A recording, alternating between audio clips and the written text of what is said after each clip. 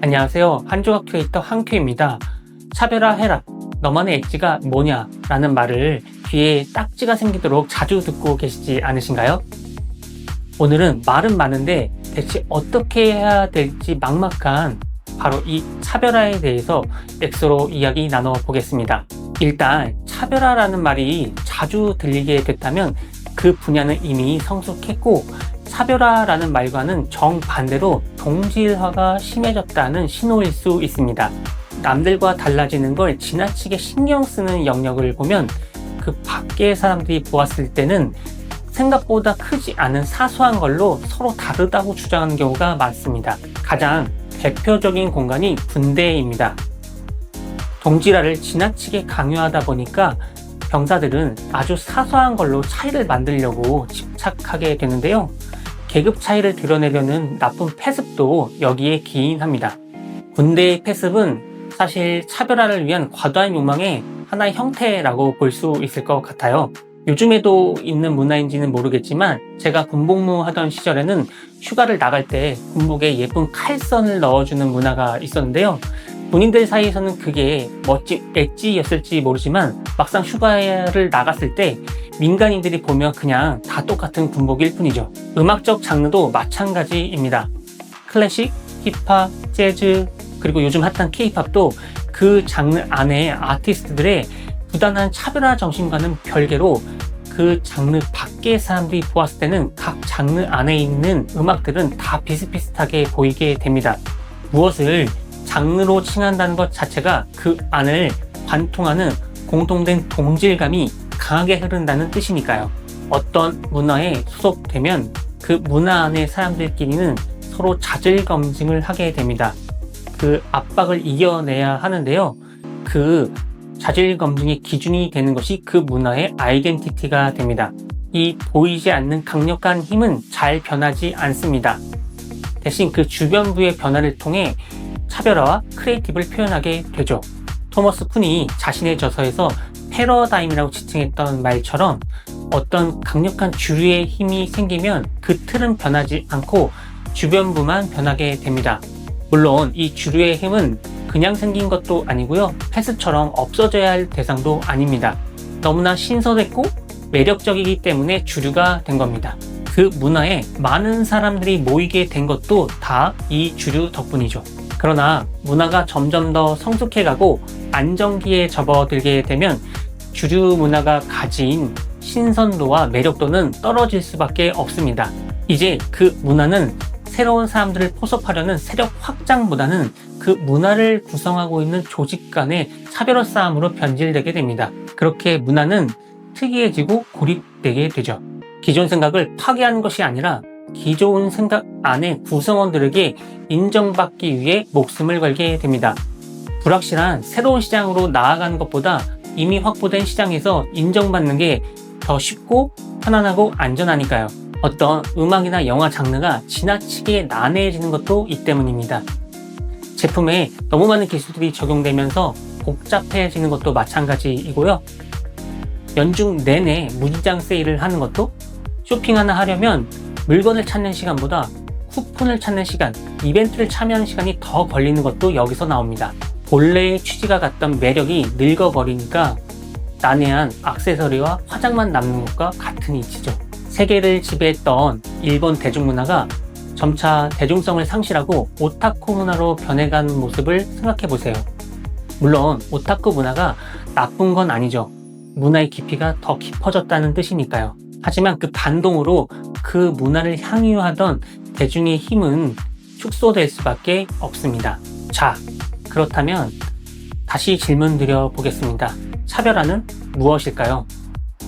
앞에서 설명했던 내용을 바탕으로 한다면 차별화에는 두 가지가 있습니다. 하나는 세력 확장을 위한 수평적 차별화가 있을 거고요. 또 하나는 주류에 복종하면서 아래로 깊이 변해 내려가는 수직적 차별화가 있습니다. 이 두 개를 구분해서 볼 필요가 있다고 생각해요. 수평적 차별화는 좋은 것이고 수직적 차별화는 나쁜 것이라는 이분법적 이야기를 드리는 게 아닙니다. 전자는 사람을 모으는 것이고 후자는 사람을 잃지 않는 것이죠. 둘 다 필요한 때가 있는 겁니다. 차별화를 단순히 남들과 다르게 하는 것이라고 정의해버리면 모든 게 차별화가 될 수 있습니다.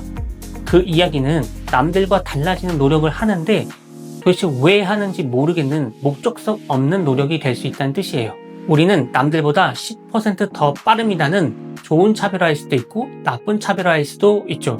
속도 경쟁이 노력에 비해서 얻는 게 없을 수도 있지만 그 경쟁이라도 하지 않으면 우리가 가지고 있는 기존 고객을 잃어버릴 수도 있기 때문이에요.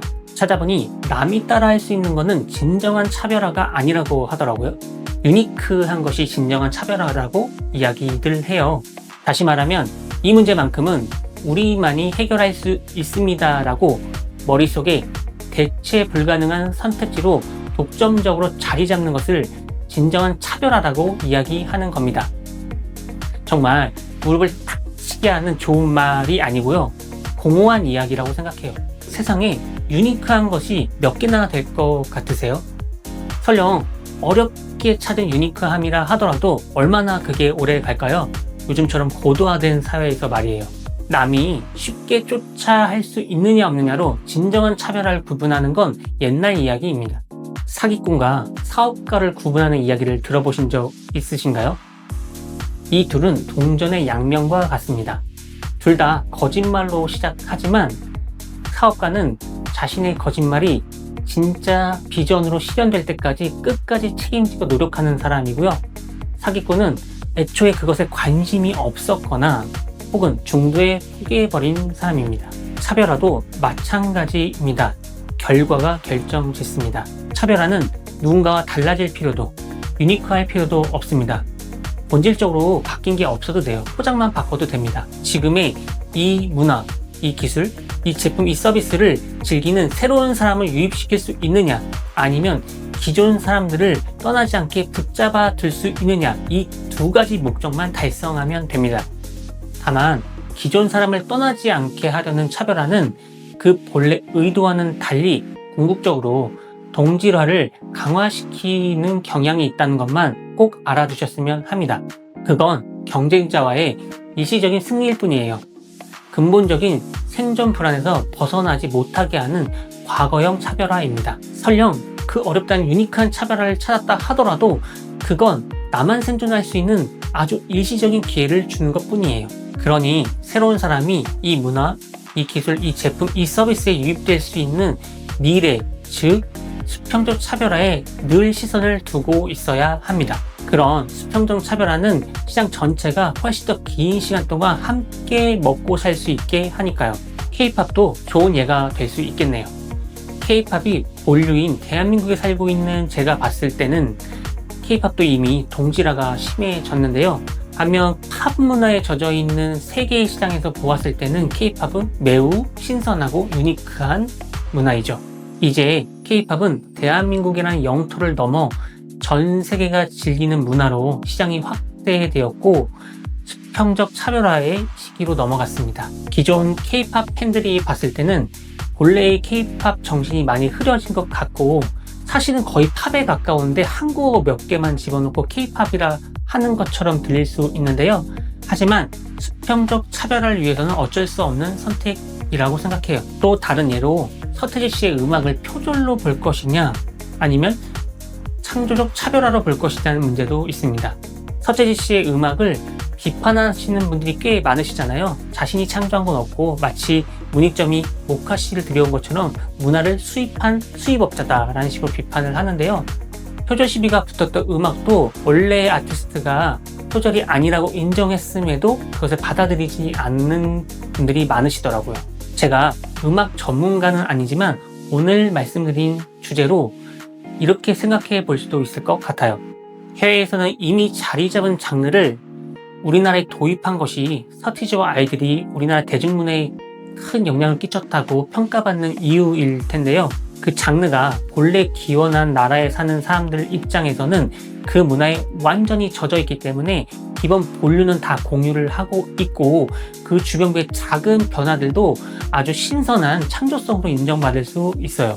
하지만 그 문화를 겉으로만 심취한 외부 세계 전문가들은 그 음악의 장르가 탄생한 문화의 배경이나 그런 것들을 어렸을 때부터 뼛속까지 느낀 게 아니기 때문에 그 장르의 디테일한 변화를 파악하기는 어렵다고 생각해요. 동양인이 서양인을 봤을 때, 서양인이 동양인을 봤을 때 얼굴이 서로 다 비슷해 보이게 느끼는 것도 마찬가지이고요. 그리고 외국인이 우리나라에 와서 아무리 한국어를 잘한다 하더라도 그 미묘한 어색함이 있잖아요. 반면 외국인들이 자신의 언어를 쓸 때 하는 실수는 우리가 쉽게 알아챌 수 없죠. 이처럼 아무리 자신이 그 음악적 장르를 좋아하고 즐기고 연구했다 하더라도 그 본류의 사람만큼 그 디테일한 차이를 알기는 어렵습니다. 그러니 소위 전문가라 불리는 우리나라 사람들이 보았을 때는 서태지의 음악이 그냥 다른 나라 장르를 이리저리 베껴다가 소개하는 정도로 보일 수 있지만 그 본류의 사람들이 보았을 때는 나름 자기 생각을 더했네, 우리의 스타일을 지키면서 말이야 라고 생각할 수 있다는 겁니다.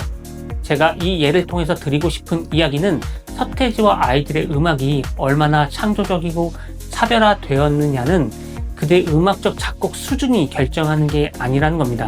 서태지와 아이들은 분명히 자신이 소개하고 싶었던 장르가 있었어요. 그 장르를 모두가 향유할 수 있는 스타일로 작곡을 했고 그게 성공하여 대거 새로운 사람들이 그 장르로 유입되었기 때문에 서태지와 아이들의 음악이 크리에이티브하고 창조적이고 차별화되었다고 평가받는 겁니다. 스티브 잡스가 한 건 새로운 제품을 만든 것이 아니라 더 많은 사람들이 쓸 수 있는 컴퓨터와 전화기를 만든 거니까요. 차별화를 단순히 남들과 달라지는 것으로 한정하여 생각한다면 애초에 의도했던 것과는 정반대로 남들과 똑같아지는 결과를 낳을 수 있습니다. 다양한 차별화의 기회, 그리고 크리에이티브의 여러 가지 방향을 놓칠 수 있다는 겁니다. 천상초나 유아독존이 되어 혼자 살아남으려는 생각을 버려보세요. 더 많은 사람들이 내가 알리고자 하는 걸 즐기게 하려면 어떻게 해야 될지 상상해 보세요. 남들도 나처럼 이걸 즐겁고 편하게 쓰려면 어떻게 해야 될지 고민하는 게 경쟁자와 달라지려고 노력하는 것보다 더 달라 보이게 할 수 있습니다. 지금까지 한조각 큐레이터 한큐였습니다.